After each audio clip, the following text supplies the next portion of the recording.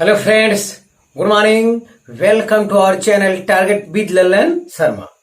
Today we will discuss about introduction of Gauss theorem. आइए देखते हैं। तो जो पहला हेडिंग की स्टडी करेंगे विद्यार्थी वो है एरिया वेक्टर। तो एरिया वेक्टर की डिफिनीशन को समझने के लिए पहले हम उसका कॉन्सेप्ट समझते हैं, फिर वो डिफिनीशन पर गौर करते हैं। तो विद्यार्थी देखिए, for 2D surface, 2D surface को हम लोग कहते हैं ओपन सरफेस। 2D सरफेस में जैसे स्क्वायर हुआ, रेक्टेंगल हुआ, इस सब की जो स्टडी करते हैं वो 2D सरफेस के अंतर्गत आता है। यहां एक स्क्वायर है जिसका प्रत्येक साइड का लेंथ L है, XY प्लेन में ये है। यहां देखिए एरिया इसका क्या हो जाएगा, एरिया हो जाएगा L into L square. Square का एरिया साइड के स्क्वायर के इक्वल होता है। अगर हम इसे वेक्टर रूप में देखना चाहें, क्योंकि एरिया वेक्टर यहां पे लिखा है, ये तो मैग्नीट्यूड की बात हुई। एरिया वेक्टर के लिए देखें तो एरिया इसका लेना है अगर, तो एरिया के लिए AB क्रॉस BC इस टाइप से हम ले लिए। तो AB कितना है, यह लेंथ। A क्रॉस B बराबर क्या होता है, A cross B is equal to AB sine theta n cap. तो AB का मैग्नीट्यूड L हो गया, BC का मैग्नीट्यूड L हो गया, उनके बीच का एंगल 90 डिग्री हो गया। देखिए AB ये डायरेक्शन हो गया और BC ये डायरेक्शन।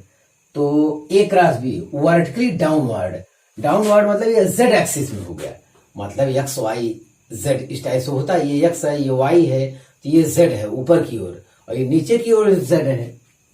तो AB क्रॉस BC करने पे ये वर्टिकली डाउनवर्ड आ रहा है नीचे की ओर, और वो z एक्सिस के है लेकिन नेगेटिव वाला z एक्सिस है। तो उस डायरेक्शन में जो यूनिट वेक्टर लगाया जाता है वो माइनस के कैप है। अगर ये ऊपर की ओर होता है, x एक्सिस y एक्सिस के प्लेन में आपका स्क्वायर है, अगर ये इस टाइप से होता तो वर्टिकली अपवर्ड आता, तो यहाँ प्लस के कैप हम लिखते डायरेक्शन। तो L इंटू L स्क्वायर हो गया, साइन 90 का मान 1 होता है, माइनस के कैप हो गया। Area vector A equal to हो गया L स्क्वायर माइनस के कैप, इतना है। ये तो तब आया विद्यार्थी जब आप AB क्रॉस BC ले रहे थे। तो ये केवल इसी के लिए नहीं सही है, और अगर BC क्रॉस AB भी लेना चाहें, BC क्रॉस AB, तो ये BC का डायरेक्शन हो जाएगा AB का। तो BC क्रॉस जब AB करेंगे तो ये वर्टिकली अपवर्ड होगा। तो एरिया वेक्टर देखिए 2D सरफेस में इसके परपेंडिकुलर वर्टिकली अपवर्ड होगा या वर्टिकली डाउनवर्ड होगा। तो यहां पे अगर BC क्रॉस AB कर देंगे तो यहां प्लस की कैप आ जाएगा। तो मतलब एरिया वेक्टर दोनों पॉसिबल है, ये चीज कहना है। देखिए direction of area is perpendicular to the plane surface. Plane surface आपका ये XY हो गया, तो एरिया वेक्टर का जो डायरेक्शन होगा या तो वर्टिकली डाउनवर्ड होगा या तो वर्टिकली अपवर्ड होगा, मतलब दोनों सही है। ये वाला भी करेक्ट है और ये वाला भी करेक्ट है, ये चीज हमें आपसे बताना है। ये तो रहा 2D सरफेस, या 2D सरफेस तो ओपन सरफेस कहती है पूरी तरह। अब 3D सरफेस का कांसेप्ट समझ लिया जाए तब डिफिनीशन को देखा जाए। 3D सरफेस में आपका क्यूब हो गया, सिलेंडर हो गया, स्फीयर हो गया, यहां पे ये है। तो 3D सरफेस में विद्यार्थी, in 3D surface direction only outward normal is consider as vector A। जो क्यूब होता है उसमें जो एरिया वेक्टर दर्शाएंगे विद्यार्थी, जैसे ये प्लेन है तो इसका इधर जैसे इस टाइप से डिब्बा, यहां देखिए ये इस टाइप से है, तो एरिया वेक्टर इधर एरिया वेक्टर इधर, ये एरिया वेक्टर इधर। ये हमेशा आउटवर्ड होता है। क्या होता है, आउटवर्ड, यस, आउटवर्ड नॉर्मल हमेशा होता है 3D में। और ये देखिए आप सिलेंडर ले लिए, तो सिलेंडर यही पेन हमारा समझिए सिलेंडर, एक एरिया वेक्टर इधर आउटवर्ड, एक इधर इधर इधर, चाहे जहां लेंगे बाहर की ओर हर जगह रहेगा। और ये हो गया स्फीयर, फुटबॉल आप दिमाग में रखिए फिगर। तो एकदम नॉर्मल हर जगह आउटवर्ड होगा एरिया वेक्टर का डायरेक्शन। तो ये चीज आपको जानना है। तो यही दोनों कॉन्सेप्ट मिलाकर अब हम डिफिनेशन पढ़ेंगे तो हमारा क्लियर हो जाएगा। तो विद्यार्थी बहुत ध्यान देना, पूरा एरिया वेक्टर का टोटल कॉन्सेप्ट यहाँ पर है और इसकी सहायता से हम अभी दो प्रॉब्लम को सॉल्व करेंगे तो पूरी तरह कॉन्सेप्ट हमारा क्लियर हो जाएगा। तो अब हम डिफिनेशन देखते हैं। देखिए, that vector whose direction vertically upward, देखिए यहाँ पे हुज डायरेक्शन वर्टिकली अपवर्ड और vertically downward for 2D surface या ओपन सरफेस, मतलब वह वेक्टर जिसका डायरेक्शन 2D सरफेस में या तो वर्टिकली डाउनवर्ड है या तो वर्टिकली अपवर्ड है and outward normal for 3D surface. 3D surface को क्या कहते हैं? क्लोज सरफेस, ये बंद सरफेस है ये। And outward normal for 3D surface close surface are called area vector. तो अब हम समझते हैं कि यही दोनों कॉन्सेप्ट मिलाकर हम डिफिनीशन आपके लिए बनाए हैं। ध्यान दें, इसका कोई अलग से डिफिनीशन नहीं दिया है बुक में, टोटल कॉन्सेप्ट उसी में ऐड कर दिए हम। That vector whose direction vertically upward और vertically downward for 2D surface या open surface and outward normal for 3D surface close surface are called area vector. तो यस, ये रहा आपका एरिया वेक्टर। तो अगर वो 2D सरफेस है विद्यार्थी, तो ऐसी दशा में एरिया वेक्टर का डायरेक्शन या तो वर्टिकली डाउनवर्ड होगा या तो वर्टिकली अपवर्ड होगा। अगर वो 3D सरफेस वाला है तो हमेशा आउटवर्ड नॉर्मल होता है इसका डायरेक्शन। यस, तो विद्यार्थी आप इसे कॉपी कर लीजिए।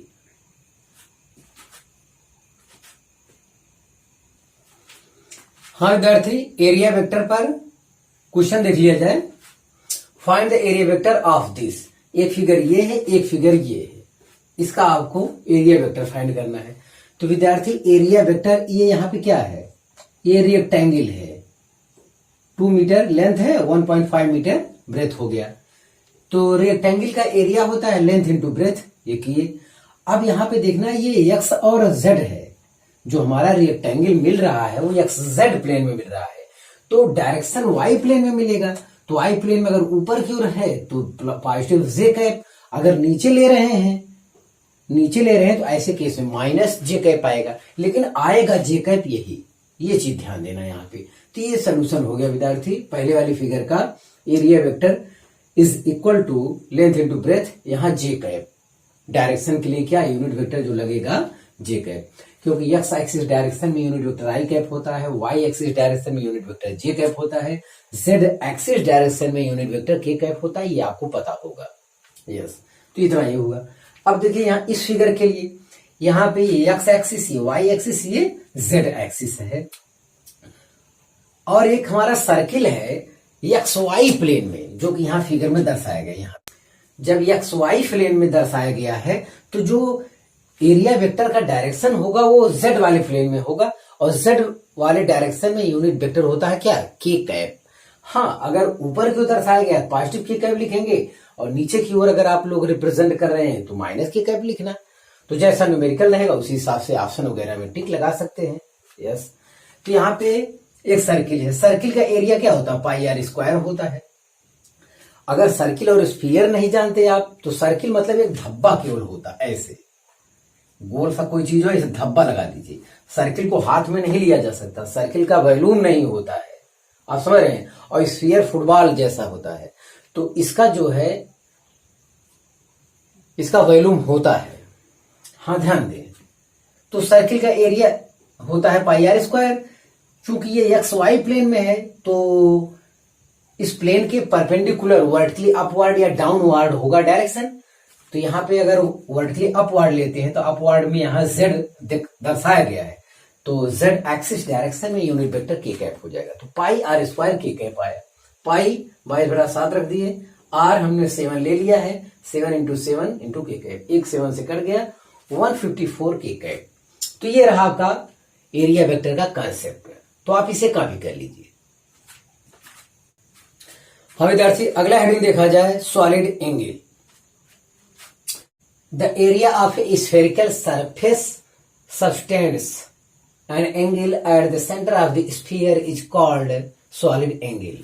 तो विद्यार्थी इस सॉलिड एंगल की डिफिनेशन को समझने के लिए आपके दिमाग में कंसेप्ट होना चाहिए। एक आप फुटबॉल की कल्पना कीजिए और फुटबॉल पर चाक से पेंसिल से कोई आप ऊपर निशान बना लीजिए, वो देखिए उसके सेंटर पर जो एंगल सस्टेंड करता है उसी को हम लोग कहते हैं सॉलिड एंगल। तो फुटबॉल का कोई भी पार्ट उसके सेंटर पे जो एंगल सस्टेंड करता है और उसे हम लोग कहेंगे सॉलिड एंगल। तो पार्ट 1/4 भी हो सकता है, हाफ हो सकता है, पूरा स्फीयर हो सकता है। तो वही कंसेप्ट हमको समझना है, ध्यान दें।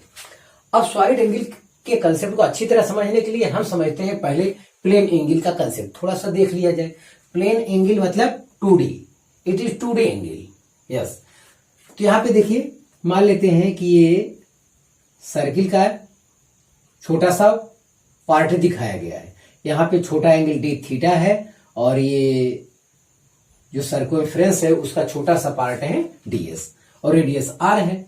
तो हम लोग कंसेप्ट जानते हैं angle equal to arc upon radius. तो यहाँ छोटा angle d theta equal to arc ds upon r हो गया। अगर विद्यार्थी if ds equal to r then d theta equal to 1 radian, तो आपसे कोई डिफिनेशन पूछे 1 रेडियन किसे कहते हैं, तो आप कहेंगे यदि सर्किल का आर्क रेडियस के इक्वल हो जाए तो उस दशा में आर्क सेंटर पर जो एंगल सस्टेंड करता है वो 1 रेडियन के इक्वल होता है। तो हम समझते हैं विद्यार्थी आपको ये डिफिनेशन क्लियर हो गया होगा। अब ये छोटा सा एंगल था और हम सर्किल के चारों टोटल एंगल फाइंड करना चाहते हैं। तो total angle is equal to close integration D theta, जो आपका ये आया है डी थीटा यहाँ पे रख दिए, डी थीटा हो गया। अब की बार डी थीटा की वैल्यू रखें ds अपॉन आर। तो ds अपॉन आर में विद्यार्थी ये जो नीचे r है वो इस फैमिली का सदस्य नहीं लगता है, थोड़ा अलग है, उसको हम बाहर कर लेते हैं। r मतलब यहाँ कांस्टेंट है, r वेरिएबल नहीं है, तो कांस्टेंट है तो बाहर कर लिए। तो क्लोज इंटीग्रेशन ds मतलब ये आर्क है छोटा सा, हाँ। तो 1 का इंटीग्रेशन 1 ds का इंटीग्रेशन s आएगा। s मतलब टोटल सर्कमफ्रेंस, और टोटल सर्कमफ्रेंस हम लोग जानते कितना होता है 2πr। तो r से r कैंसिल हो गया। तो टोटल एंगल जो होता है विद्यार्थी, प्लेन एंगल जो होता है टोटल, वो 2π रेडियन होता है। ये हम लोग जानते भी हैं, बस हफ्ते हम डेरिवेशन करके ये चीज आपके लिए ले आए हैं। यस, तो जैसे कहा जाता है ds पूरा ऐड करते जाएंगे तो अंत में क्या हो जाएगा, पूरा सर्कमफ्रेंस 2πr के इक्वल हो। अब यही कंसेप्ट इसी टाइप से हम देखते हैं कितना सॉलिड एंगल के लिए। तो सॉलिड एंगल, तो अब ये 3D में हो गया विद्यार्थी, इट इज 3D एंगल। ध्यान दें, सॉलिड एंगल के लिए आप दिमाग में यहां एक स्फीयर की कल्पना कीजिए। स्फीयर मतलब फुटबॉल आप दिमाग में समझिए। तो वहां पे आप चाक से कोई निशान बना दीजिए उसके ऊपर, वो सेंटर पे जो एंगल बनाएगा वही सॉलिड एंगल है। तो ये छोटा सा DA ले लिए ऊपर एरिया स्फीयर के, और वो सेंटर पर जो एंगल बनाएगा वो हम d ओमेगा कहते मान ले रहे हैं। देखिए सॉलिड एंगल को ओमेगा से रिप्रेजेंट किया जाता है, जैसे प्लेन एंगल को थीटा से, वैसे सॉलिड एंगल को ओमेगा से रिप्रेजेंट किया जाता है। तो छोटा एंगल है, ये छोटा एरिया ले रहे हैं, तो छोटा सॉलिड एंगल d ओमेगा यहां बनाएगा। तो अब इसके जैसा अगर यहां लिखे आप angle equal to arc upon radius, तो यहां क्या लिखे, सॉलिड एंगल इक्वल टू, अब की बार क्या लिखेंगे, यहाँ पे एरिया लिखना होगा।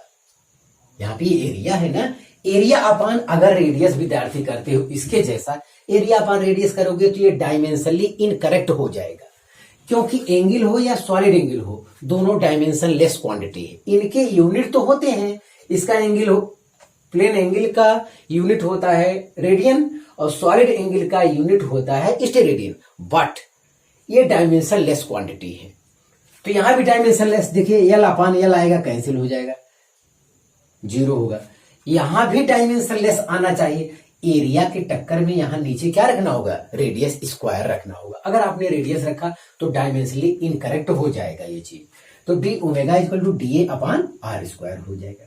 If DA equal to R square then d omega equal to 1 steradian. तो अब आपसे कोई पूछे 1 स्टेरेडियन किसे कहते हैं, 3D सरफेस के किसी भाग का एरिया अगर रेडियस की स्क्वायर के इक्वल हो जाता है तो उस दशा में वो एरिया सेंटर पे जो एंगल सब्टेंड करता है वो स्टेरेडियन के एक स्टेरेडियन के बराबर होता है।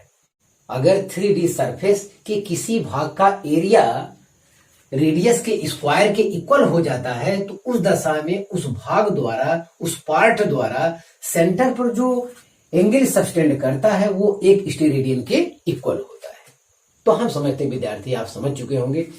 तो आप फुटबॉल के ऊपर एक छोटा सा एरिया लीजिए, अगर वो एरिया रेडियस के स्क्वायर के बराबर हो जाता है तो वह छोटा सा एरिया सेंटर पर जो एंगल सब्टेंड करता है वो एक स्टेरेडियन के इक्वल होता है। तो परिभाषा क्लियर हो गया होगा। यहां से तो विद्यार्थी छोटा सा डी ओमेगा आया था। अब हम टोटल सॉलिड एंगल चाहते हैं। टोटल सॉलिड एंगल के लिए क्लोज इंटीग्रेशन डी ओमेगा लिखें। डी ओमेगा की ये वैल्यू यहाँ पे पुट करते हैं तो 1/r² जो है ये कांस्टेंट है। r यहाँ वेरिएबल नहीं है, कांस्टेंट है, तो इंटीग्रेशन के रूल के तहत उसे बाहर करते हैं। क्लोज इंटीग्रेशन डी है, डी ये छोटा एरिया जब टोटल एरिया लेंगे तो स्फीयर का एरिया क्या होता है? स्फीयर का एरिया 4πr² होता है और सर्किल का πr² होता है। ध्यान दें 4πr² रखे तो r² से r² कैंसिल हो जाएगा तो टोटल सॉलिड एंगल जो आएगा 4π स्टेरेडियन आएगा। यस।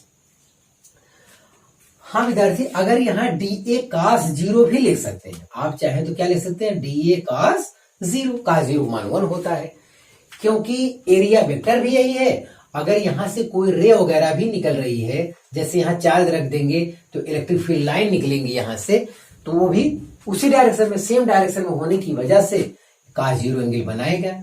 यस। अगर विद्यार्थी कोई शेप जिगजैग वाला आ जाए, बाई चांस जिगजैग वाला, जैसे कि आगे गॉस थ्योरम में आने वाला है, इस टाइप से शेप हम लोग बना देंगे और तो यहाँ पे कैसे ले पाएंगे? यस। जैसे यहाँ पे ये डायरेक्शन हो गया और ये इतना एरिया लेना है तो यहाँ पे एरिया वेक्टर का डायरेक्शन ये हो जाएगा, एरिया वेक्टर का डायरेक्शन ये हो जाएगा और ये अगर ये इलेक्ट्रिक फील्ड वाला ये चार्ज है मान लेते हैं तो ये हो जाएगा क्या? Electric field. तो जो यहाँ पे एंगल बनेगा वो कितना बन जाएगा? थीटा। अगर कोई जिगजैग शेप वाला आ जाता है विद्यार्थी तो यहाँ पे एंगल बनने लगता है। इसीलिए जो जनरल फार्मूला डी ओमेगा का आपको दिमाग में रखना चाहिए, जो हमेशा के लिए वैलिड है, D omega equal to DA cos theta upon r²। Yes. तो total solid angle close integration D omega या डी ओमेगा की वैल्यू कहीं मिल जाए DA cos theta upon r², ये 4π स्टेरेडियन के इक्वल होगा। यस। तो ये सबका डेरिवेशन किया जाएगा आगे, उसके लिए परेशान ना हो। तो जैसे इस टाइप का शेप है, देखिए यहाँ पे अगर ऐसे आप पैरेलल ऐसे रखे हैं, यहां से सब रे निकल रही, आप ऐसे सामने इस टाइप से रखे हुए हैं तब तो हर जगह परपेंडिकुलर है। मान लेते हैं 4 रे गुजर रही हैं, पास कर रही हैं, तो 4 का 4 इससे होकर जाएंगे। अगर हम ये इसको तिरछा करते जाएंगे तो कुछ ऊपर से निकल जाएंगे जो इससे होकर नहीं जाएंगे। तो ऐसे केस में इनके बीच क्या एंगल बनने लगेगा? यस। तो अगर 0 एंगल बनता है तो इससे ज्यादा जाएंगी, 0 से बड़ा एंगल जब बनने लगता है तो उससे होकर कम गुजर पाएंगी लाइन जो आपका गुजर रही है। तो ये चीज यहाँ पे कहा गया है। तो मतलब ये कंसेप्ट भी हम लोग जानेंगे, इसकी हमें क्या है? जरूरत है। आगे गॉस थ्योरम में इसका हम लोग प्रयोग करेंगे। तो विद्यार्थी आप इसे कॉपी कर लीजिए। हाँ फ्रेंड्स, अगला हेडिंग देखा जाए इलेक्ट्रिक फ्लक्स। तो इसका डिफिनेशन है the number of electric field lines passing perpendicular to a plane surface are called electric flux. It's denoted by E। It is a scalar quantity. आइए इसको समझते हैं विद्यार्थी। तो यहां पे एक प्लेन है, यस, और यहां से इलेक्ट्रिक फील्ड लाइन गुजर रही है। तो इस प्लेन के परपेंडिकुलर आप इस टाइप से ले सकते हैं। इस प्लेन के परपेंडिकुलर ये गुजर रही है। तो इस प्लेन के परपेंडिकुलर केवल 3 फील्ड लाइन गुजर रही हैं। ध्यान दें 1 2 3। तो ये इसका इलेक्ट्रिक फ्लक्स कितना हो गया, 3 हो गया। एरिया यही है लेकिन फील्ड लाइन करीब करीब हो गई, इसका मतलब इलेक्ट्रिक फील्ड इंटेंसिटी बढ़ गया। तो अब देख रहे हैं एरिया वही है, इलेक्ट्रिक फील्ड इंटेंसिटी बढ़ गया। तो अब देखते हैं कितनी फील्ड लाइन क्रॉस करती हैं। तो ऐसी दशा में 1 2 3 4 5 6 7 फील्ड लाइन क्रॉस कर रही हैं। तो यहां पे क्या हो गया, इलेक्ट्रिक फ्लक्स 7 हो गया। तो ये तो एरिया सेम था, इलेक्ट्रिक फील्ड इंटेंसिटी इंक्रीज करने से इलेक्ट्रिक फ्लक्स इंक्रीज कर गया। अब आगे देखते हैं, अब की बार यही फील्ड लाइन रहने देते हैं, अब की बार एरिया को इंक्रीज कर देते हैं। देखिए यहां पे इस फिगर में यही चीज दिखा है, अब की बार एरिया इंक्रीज कर दिए, फील्ड लाइन वही है सब। तो अब फील्ड लाइन कितना हो रहा है, देखिए 1 2 3 4 5 6 7 8 9 10 फील्ड लाइन इस एरिया के परपेंडिकुलर पास कर रही हैं। तो यहां पे इलेक्ट्रिक फ्लक्स हो गया 10। तो यही लिखा है, electric flux proportional intensity of electric field. Intensity of electric field ज्यादा होगा तो इलेक्ट्रिक फ्लक्स ज्यादा होगा, कम होगा तो कम होगा। और दूसरे पे लिखा है electric flux proportional area, electric flux area पर भी डिपेंड करता है। एरिया ज्यादा हो गया तो फ्लक्स क्या हो गया, इंक्रीज कर गया। ऐसे और विद्यार्थी लिखा है electric flux proportional cos theta. इस फिगर में देखा जाए तो यहां पे इलेक्ट्रिक फील्ड लाइन ऐसे गुजर रही है और ये हमारा प्लेन इस टाइप से है। तो एरिया वेक्टर प्लेन के परपेंडिकुलर वर्क करता है, ये तो है ही है। लेकिन इलेक्ट्रिक फील्ड लाइन इस टाइप से गुजर रहा है, उनके बीच का जो एंगल है वो थीटा है। तो अब इस इलेक्ट्रिक फील्ड का कौन सा कंपोनेंट जो है इलेक्ट्रिक फ्लक्स बनाएगा, तो इसका कंपोनेंट विद्यार्थी ई कॉस थीटा जो एरिया वेक्टर के डायरेक्शन में होगा वही कंपोनेंट जो है इलेक्ट्रिक फ्लक्स बनाएगा। इसका एक कंपोनेंट है, देखिए ई साइन थीटा है, ये इलेक्ट्रिक फ्लक्स नहीं बनाएगा, कोई योगदान नहीं करेगा, बस स्पर्श करके निकल जाएगा। जैसे यही देख लीजिए, इसको ऐसे लिए इलेक्ट्रिक फील्ड लाइन ऐसे गुजर रही है तो इलेक्ट्रिक फ्लक्स कितना होगा, 0, ऐसे पास कर गया स्पर्श करते हुए। तो यहां पे इलेक्ट्रिक फ्लक्स नहीं, इलेक्ट्रिक फ्लक्स तब जब तक इससे होकर नहीं गुजरेंगी तब तक इलेक्ट्रिक फ्लक्स नहीं होगा।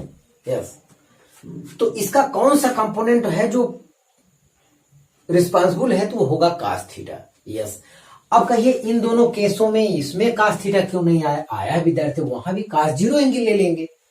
cos 0 अगर ऐसा है आपका इस टाइप से एंगल पर इंटर कर रहा है प्लेन के, तो यहाँ पे cos 0 वाला केस है, cos 0 को 1 होता है मान, मैक्सिमम होता है।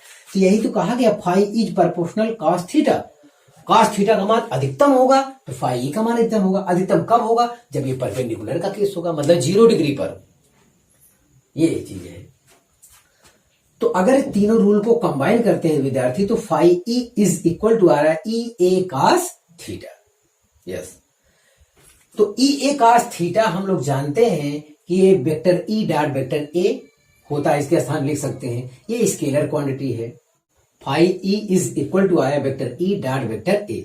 ध्यान दें विद्यार्थी, ये फार्मूला तब के लिए करेक्ट है जब इलेक्ट्रिक फील्ड आपका कांस्टेंट हो, यस, यूनिफॉर्म हो। ध्यान दें, अगर इलेक्ट्रिक फील्ड आपका कांस्टेंट नहीं है, if vector E is not uniform throughout the area A, then अगर इलेक्ट्रिक फील्ड यूनिफॉर्म नहीं विद्यार्थी तो ऐसे केस में इंटीग्रेशन मेथड से ही फ्लक्स निकाला जा सकता है। ध्यान दें, अभी तक या आगे कोई कॉन्सेप्ट पढ़ेंगे तो ऐसे केस में phi E is equal to हो जाएगा integration vector E dot vector D A. तो एक छोटा छोटा सा एरिया लेके हम ऐड करते जाएंगे, उस कंसेप्ट को इंटीग्रेशन मेथड से हल किया जाता है। Vector E dot vector D ए लेंगे, उसका इंटीग्रेशन करेंगे। तो ऐसी दशा में नॉन यूनिफॉर्म के केस में इलेक्ट्रिक फ्लक्स फाइंड किया जाता है। अब एक चीज और विद्यार्थी, यूनिट और डायमेंशन की बात कर लेते हैं। तो यूनिट तो यहां फार्मूला देखिए ई ए आया है, ई ए तो इलेक्ट्रिक फील्ड का न्यूटन पर कूलम होता है, एरिया का मीटर स्क्वायर हो गया। और डायमेंशन आपका ये दिया है, डायमेंशन न्यूटन का अगर लिखना चाहे अलग से देखें तो एम एल टी पावर -2 ये हो गया, और इसका equal to F upon Q, और Q equal to I T होता है तो ये ए टी हो जाएगा। और एरिया है, एरिया का एल स्क्वायर होगा, यही कंबाइन कर लेना है तो आपको डायमेंशन मिल जाएगा। देख लो, एम अकेला है, L पावर 3 है और T का पावर -3 हो जाएगा, 1 पावर -1 हो जाएगा। यही चीज विद्यार्थी यहाँ पर लिखा हुआ है। तो हमारा डायमेंशंस भी क्या हो गया, क्लियर हो गया। तो डिफिनेशन अब क्लियर हो गया होगा विद्यार्थी। The number of electric field lines passing perpendicular to a plane surface are called electric flux. It's denoted phi E. It is a scalar quantity. एक चीज और ध्यान देंगे विद्यार्थी, कभी भी न्यूमेरिकल हल करते समय यहाँ पे आई कैप, जे कैप, के कैप आंसर में नहीं लिखेंगे, क्योंकि डॉट गुणन जो है कब आता है, स्केलर क्वांटिटी के लिए आता है। ध्यान दें। तो आप इसे कॉपी कर लीजिए। हाँ विद्यार्थी, इलेक्ट्रिक फ्लक्स के कंसेप्ट पर अब न्यूमेरिकल देखा जाएगा। तो पहला न्यूमेरिकल है, consider an electric field vector E is equal to 3 × 10⁶ I cap newton per coulomb. What is the flux through the square of 10 centimetre side if the normal to its plane makes 60 degree angle with the X axis. ध्यान दें। तो given में विद्यार्थी जो है magnitude में E हम यहाँ पे लिख लिए 3 × 10⁶ न्यूटन पर कूलम हो गया, और 10 सेंटीमीटर साइड का स्क्वायर है, तो उसका जब एरिया निकालेंगे तो 0.1 मीटर हो जाएगा। 0.1 × 0.1 0.01 मीटर स्क्वायर आ गया। और एरिया वेक्टर और इलेक्ट्रिक फील्ड वेक्टर के बीच जो यहाँ पे एंगल हो रहा है वो 60 डिग्री है। यस। तो ऐसे केस में इलेक्ट्रिक फ्लक्स के लिए phi E is equal to E A cos theta लगेगा। हाँ विद्यार्थी, इससे पहले वाले में थीटा के बारे में थोड़ा सा कम ध्यान दिए थे। Where theta is the small angle between A vector and E vector. इस फिगर में दोबारा देख लिया जाए तो ए वेक्टर और ई वेक्टर के बीच जो स्मॉल एंगल होता है वही हमारा थीटा होता है। ध्यान दें। अब इस फिगर में देखें, ये चीज यहां दर्शाएं, ई वेक्टर और ए वेक्टर के बीच ये एंगल थीटा है। एक बड़ा वाला भी एंगल है, ए मतलब ये वाला एंगल भी ए वेक्टर ए और वेक्टर ए के बीच का एंगल है, लेकिन बड़ा वाला एंगल दो वेक्टर के बीच कभी लिया नहीं जाता विद्यार्थी। ध्यान दें, जब दो वेक्टरों के बीच का एंगल की बात करेगा तो जो छोटा होता है वही लिया जाता है। यही कॉन्सेप्ट है, बड़ा एंगल कभी नहीं लिया जाता। जबकि दो वेक्टरों के बीच एंगल ये बड़ा वाला भी है और ये छोटा वाला है, लेकिन लिया कौन जाता है, हमेशा छोटा वाला। ध्यान दें। अब इस पे वैल्यू रखना विद्यार्थी। Electric field is equal to इतना रखें और एरिया हम ये निकाल चुके, यहां रखे cos 60 1/2 होता है। इसका 2 पावर, इसका पॉइंट को हटाने में हो जाएगा, तो 3 × 10⁴ आया, तो 3/2 मतलब 1.5 × 10⁴ newton metre square upon coulomb. तो एक सवाल ये कंप्लीट हुआ। क्वेश्चन 2 देखा जाए विद्यार्थी। क्वेश्चन 2 कह रहा है, the electric field is a region is given by vector E equal to 3/5 E0 I cap plus 4/5 E0 J cap, where E0 is equal to 2 × 10⁻³ Newton per Coulomb. Find the flux due to this field through a rectangular surface of area 0.2 meter square parallel to the YZ plane. ध्यान दें। तो ये electric field vector है, ये हम यहां लिख लिए हैं। अब यहां पे जो एरिया है विद्यार्थी वो YZ प्लेन में है। एरिया YZ प्लेन में है तो एरिया वेक्टर YZ प्लेन के परपेंडिकुलर वर्क करेगा, या तो वर्टिकली अपवर्ड या तो वर्टिकली डाउनवर्ड। तो वही यहां पे किया गया है। तो एरिया वेक्टर एक्स एक्सिस के अलोंग वर्क करता है अगर डायरेक्शन उसका, तो आई कैप यहां प्रयोग किया जाएगा। Area vector is equal to 0.2 I cap. I cap इसलिए आया विद्यार्थी क्योंकि एरिया जो है हमारा YZ प्लेन में है, तो एरिया वेक्टर उस प्लेन के परपेंडिकुलर एक्स एक्सिस डायरेक्शन में वर्क करेगा, और एक्स एक्सिस डायरेक्शन में यूनिट वेक्टर आई कैप होता है। अब इलेक्ट्रिक फ्लक्स के लिए ये दोनों वेक्टर फॉर्म में हमें मिल चुके हैं, तो जाहिर है कि इनका डॉट प्रोडक्ट कर लेना चाहिए। तो यहाँ पे E डॉट ए, ई की वैल्यू ये यहां रख दिए, ए यहां ये रख दिए। अब डॉट गुणन का नियम ये विद्यार्थी, आई का आई में, जे का जे में, के का के में किया जाता है, क्योंकि आई डॉट जे करने से उनके बीच 90 डिग्री एंगल बनने लगता है, वो 0 हो जाता है, cos 90 = 0। इसीलिए केवल आई का आई में लिया जाता है। तो आई का आई में गुणा किए 3/5 E0 इंटू आई का कोफिशिएंट यहाँ पे 0.2 है। अब जे वाला पोर्शन, के वाला पोर्शन 0 है, तो ये आंसर 0 आएगा। तो ये आया, इन दोनों का प्रोडक्ट किए तो 0.6/5 आया। E0 की वैल्यू क्वेश्चन में दिया हुआ विद्यार्थी 2 × 10⁻³ न्यूटन पर कूलम, तो वहां रखे।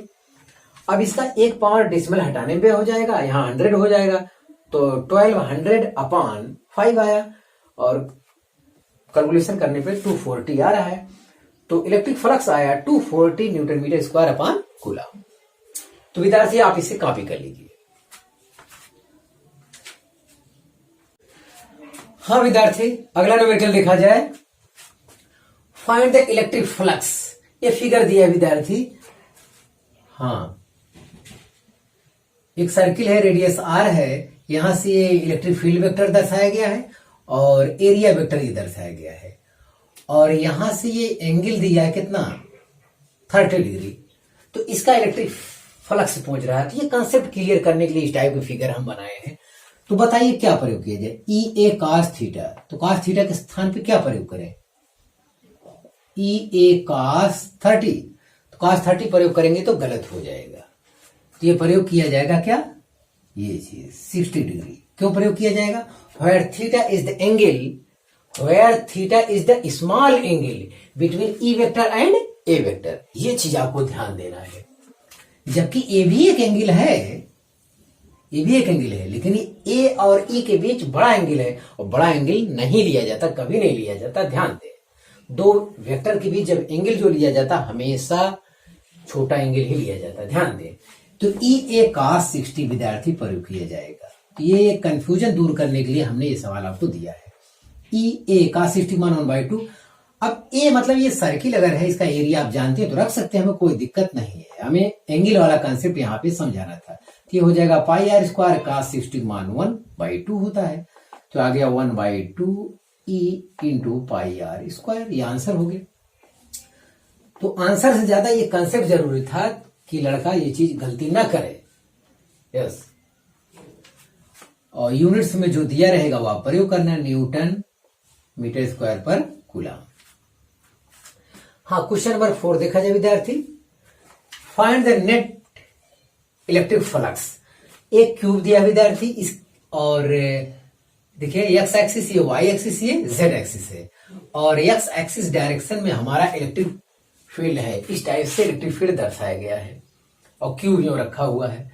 तो ये सरफेस 1 2 3 4 और ऊपर वाला 5 मान लेते हैं। जो ऊपर पड़ेगा वो 5 मान लेंगे, ये वाला 5 मान लेंगे, और इधर वाला क्या मान लेंगे, 6। अब इसका नेट इलेक्ट्रिक फ्लक्स चाहिए आपको। नेट के लिए सभी साइड से निकालना पड़ेगा। चलिए साइड 1 की बात करते हैं। तो साइड 1 विद्यार्थी, इलेक्ट्रिक फील्ड का डायरेक्शन तो सेम है, मैग्नीट्यूड सेम है, कुछ बदलने वाला तो है नहीं। यहाँ पे एरिया वेक्टर इसका देखिए क्या होगा, एरिया वेक्टर इस प्लेन के, ये 3D है ना, 3D में आउटवर्ड नॉर्मल होता है एरिया वेक्टर का डायरेक्शन। तो ये एरिया इस डायरेक्शन में वर्क करेगा। तो इलेक्ट्रिक फील्ड इस डायरेक्शन में, एरिया वेक्टर इस डायरेक्शन में, इनके बीच एंगल हो गया 180। तो एरिया तो ए इंटू ए, साइड ए है, सब ए स्क्वायर आया। तो ई ए cos थीटा होता है, ई ए मतलब ए स्क्वायर, और थीटा का स्थान 180, cos 180 मान -1 होता है। तो आ गया माइनस ई ए स्क्वायर। चलिए φ2 फाइंड करते हैं। φ2 माने ये वाला, φ2 ये वाला फाइंड करेंगे विद्यार्थी। एरिया वेक्टर इस डायरेक्शन में आएगा और इलेक्ट्रिक फील्ड हमारा इस डायरेक्शन में है, तो इनके बीच एंगल कितना बनेगा, 90 बनेगा। देखिए ई ए cos 90, तो cos 90 मान 0 होता है, तो इलेक्ट्रिक फ्लक्स भी 0 आ गया। अब 3 भी आ जाएगी। 3 वाला ये साइड है, ये साइड नीचे की ओर होगा एरिया वेक्टर, और इलेक्ट्रिक फील्ड इस डायरेक्शन विद्यार्थी। तो यहाँ भी कितना हो गया, 90 डिग्री के एंगल बन रहा है। तो ई ए स्क्वायर cos 90 मान 0, E3 भी 0 हो गया। अब E4 पर गौर किया जाए। E4 विद्यार्थी ये वाला है। तो इधर इलेक्ट्रिक फील्ड है, इसी डायरेक्शन में क्या हो गया, एरिया वेक्टर हो गया। तो चाहे अब की बार हमारा 0 नहीं होगा। ई ए स्क्वायर cos 0 मान 1 होता है, तो ई ए स्क्वायर आया और ये पॉजिटिव आया। अब ये प्लेन लीजिए, ये वाला लीजिए, ये वाला, ये ऊपर या ऊपर लेंगे 5 हो जाएगा, और नीचे वाला लेंगे 5 6 हो जाएगा। तो ऊपर ले या नीचे, दोनों में cos 90 ही मिलने वाला है। तो ई ए स्क्वायर cos 90, क्योंकि एरिया वेक्टर इस डायरेक्शन में, इलेक्ट्रिक फील्ड उनके बीच एंगल 90। अगर एरिया वेक्टर नीचे हो जाता है और इलेक्ट्रिक फील्ड इस टाइप से हो जाता है, तब भी 90। तो दोनों वैल्यू कितना आएगा, 0। फाई नेट की बात करता है। फाई नेट इक्वल टू सभी को हम ऐड कर लेंगे, तो कितना आया है, एक ये प्लस में आया है, एक ये माइनस में आया है, और एक ही प्लस में आया है। ऐड करेंगे तो 0 हो जाएगा। तो नेट इलेक्ट्रिक फ्लक्स क्या है? 0। विद्यार्थी आपके लिए एक कंसेप्ट यहां लिखा है, नोट, इस पर गौर किया जाए। Phi net is 0 for 3D surface for uniform electric field but inside no charge. मतलब नेट फ्लक्स 0 होगा, 3D सरफेस के लिए नेट फ्लक्स 0 होगा। उसकी कंडीशन है क्या? वो 3D होना चाहिए, यूनिफॉर्म इलेक्ट्रिक फील्ड होना चाहिए। एक कंडीशन और है कि 3D सरफेस के भीतर कोई चार्ज ना हो। अगर ये 3 कंडीशन फॉलो करता है तो वो क्या होगा? नेट फ्लक्स 0 होगा। 3 कंडीशन क्या है? सरफेस 3D वाला होना चाहिए और यूनिफॉर्म इलेक्ट्रिक फील्ड होना चाहिए और सरफेस के भीतर इनसाइड कोई चार्ज ना हो। अगर इनका फॉलो करता है तो नेट फ्लक्स 0 आएगा। अगर ये बात आपको नहीं भी समझ में आ रही है तो कोई दिक्कत नहीं है, क्योंकि आगे हम गॉस थ्योरम पढ़ने वाले हैं। तो गॉस थ्योरम में ये सब बहुत गहरे तरीके से पढ़ाया जाएगा। यस। तो हाँ विद्यार्थी, एक और कंपटीशन लेवल पे क्वेश्चन बन सकता है। यहाँ पे हम उसको क्वेश्चन के रूप में नहीं दर्शा पाए हैं। मान लेते हैं एक कोन इस टाइप से दे दे, कोन की रेडियस r है, हाइट h है, इतना दे दिया।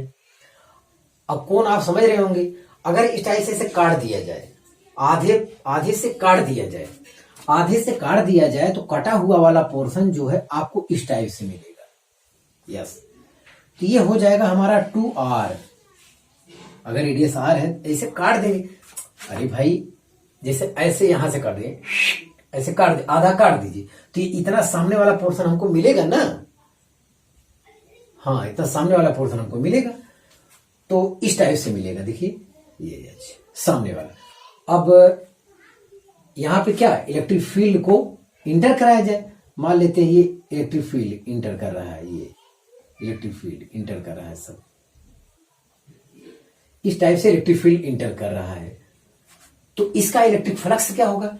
Electric flux phi E is equal to होता है क्या? ई ए, और यहां पे cos 0, प्लेन के परपेंडिकुलर है ना, तो cos 0 हो जाएगा। तो ई तो इलेक्ट्रिक फील्ड कहा गया है, इलेक्ट्रिक फील्ड वेक्टर है तो उसका मैग्नीट्यूड मान लेते हैं ई है। तो इसका एरिया क्या करोगे? इसका एरिया हो जाएगा बेस इंटू हाइट अपॉन 2। तो ये चीज हो जाएगा। अरे राइट एंगल ट्रायंगल, अगर इसका एरिया आप निकालते हो, बेस गुणे हाइट बाई 2 होता है, इसका भी निकालोगे बेस गुणे हाइट बाई 2, तो 1/2 क्या हो जाएगा? पूरा हो जाएगा। या कोई ट्रायंगल हो, टोटल बेस और उसकी परपेंडिकुलर हाइट पता हो तो क्या हो जाएगा? बेस इंटू हाइट अपॉन 2 कर देंगे, हमेशा आ जाएगा। तो कितना? ERH। तो ये हो गया। हम वाले तो कोई स्फीयर दिया है, सॉलिड स्फीयर दिया है, उसका पोर्शन काट दिए पूरा इस टाइप से, तो ये मिलेगा।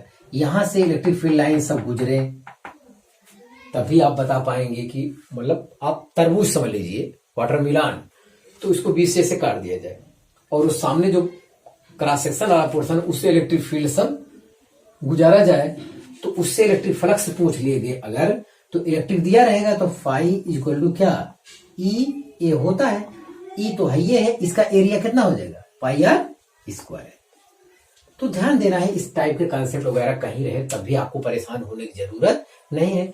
आपको अपना भाई इलेक्ट्रिक फील्ड वो है वो चाहिए, जहां पे इलेक्ट्रिक फील्ड कर रहा है उसका एरिया देखिए कैसे निकालेंगे, तो सतर्क रहेंगे। तो आप इसे कॉपी कर लीजिए। हाँ विद्यार्थी, अगला क्वेश्चन देखा जाए। Find φ1 φ2 and phi curve surface. ध्यान दें, ये एक्स वाई जेड ये है प्लेन, यहां पे एक्स वाई प्लेन में आपका है एक सिलेंडर रखा है। यस, इसका रेडियस कैपिटल आर है, इतनी जानकारी है। और इसमें एक्स एक्सिस डायरेक्शन में vector E equal to E naught I cap electric field है, इतनी जानकारी है। तो आपको φ1 फाइंड करना है। तो φ1 इज इक्वल टू, φ1 मतलब इस सरफेस के लिए, इस सरफेस के लिए एरिया वेक्टर का डायरेक्शन विद्यार्थी ये होगा और इलेक्ट्रिक फील्ड का ये डायरेक्शन है, तो इनके बीच एंगल कितना? 180। तो ई ए cos 180, ई के स्थान पे जो मैग्नीट्यूड रखेंगे ई नॉट, यहाँ पे देखिए, और एरिया इसका ये सर्किल बनता है पाई आर स्क्वायर और cos 180 का मान -1, तो आ गया ई नॉट माइनस में ई नॉट पाई आर स्क्वायर। अगर इसे वेक्टर के रूप में ही कोई लिखना चाहे तब भी आपका ये आएगा phi 1 equal to vector E into vector A. Phi 1 is equal to vector E dot vector A.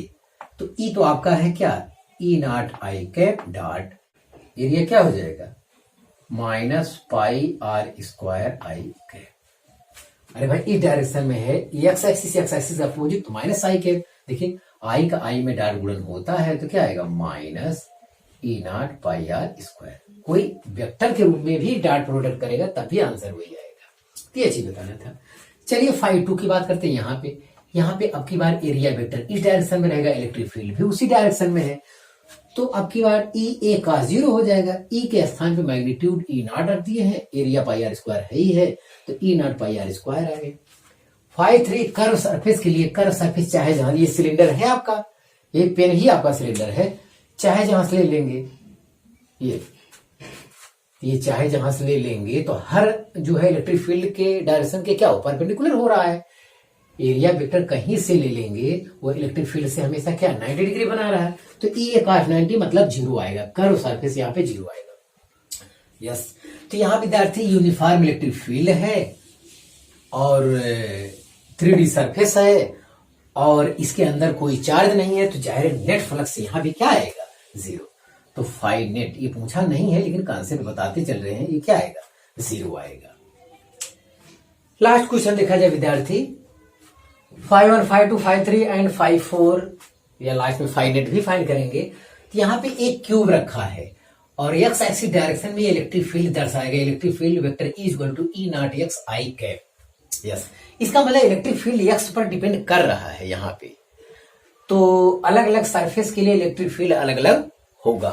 ध्यान दें यहाँ पे जो आपका क्यूब रखा है विद्यार्थी, वो यहाँ पे एक्स एक्सिस पर ओरिजिन से एक्स डिस्टेंस पर रखा है और एक्स इक्वल टू कितना है ए, और क्यूब की सब साइड क्या है ए, मतलब एक्स इक्वल टू ए यहाँ पे है, सभी क्यूब की साइड ए है। इस दशा में फाई 1, फाई 2, फाई 3, फाई 4 सब फाइंड करना है। तो चलिए फाई 1 पर गौर करते हैं। Phi 1 equal to E A cos 180। तो आप कह रहे हैं, सोच रहे होंगे कि इलेक्ट्रिक फील्ड तो वेरिएबल है, तो क्यों ये फार्मूला लगा रहे हैं। इलेक्ट्रिक फील्ड वेरिएबल है लेकिन इस सरफेस और इस सरफेस के लिए, उसी सरफेस के लिए वेरिएबल नहीं है। मतलब सरफेस 1 पे अगर हम देख रहे हैं तो इस सरफेस के लिए तो हर जगह इलेक्ट्रिक फील्ड क्या है कांस्टेंट है, तो ये लगाया जाएगा।